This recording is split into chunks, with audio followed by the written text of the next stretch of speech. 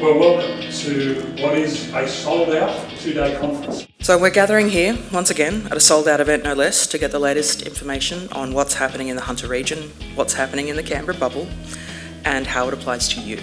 In this part of Australia, some of our brightest and most highly skilled technical workers, we know that they're working day and night to support our men and women in uniform. And the Hunter region isn't just one of Australia's most critical defence hubs, it also has the potential to grow and to grow and to grow. The platforms and the businesses that we work on and work in are going to be here for a long, long period of time. We're extremely proud to be a part of this remarkable region, and on behalf of Lockheed Martin Australia, I want to commend Hunter Defence for the tireless work that it does in advocating on behalf of the world-class local SMEs that are located here in the Hunter. We had a great example with the next generation deployable facility where LMA and a number of Hunter companies have collaborated to build, and I come from that background, what I think is one of the most capable, potentially, air battle management capabilities that we'll see in this country. The NGTF has been designed to showcase Australian small to medium technologies, innovation and experimentation efforts in support of the Australian Defence Force. In fact, the government has a really ambitious plan ahead of it over the coming decade, spending a massive $270 billion on new equipment and probably twice that again on sustainment.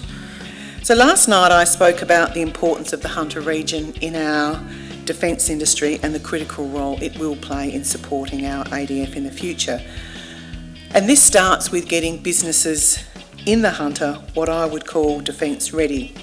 HunterNet will deliver a groundbreaking pilot program aimed at helping local businesses, you, to become well equipped to win defence work, or in some instances to win more defence work.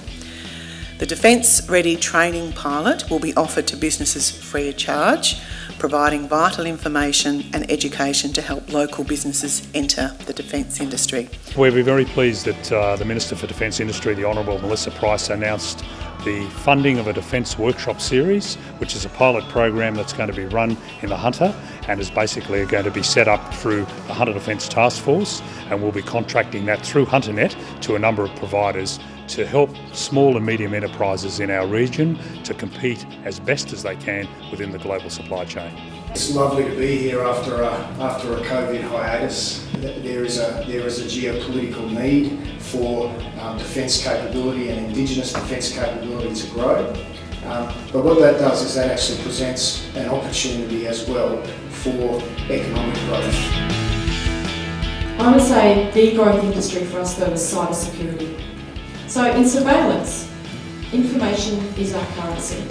So we rely on really robust connectivity to the internet, assured, uncompromised connectivity to the internet. We work collaboratively with external contractors who specialise in cyber security. And with the appropriate security clearance, we can collaborate very, very closely, particularly to understand the prioritisation of what work we need to get out.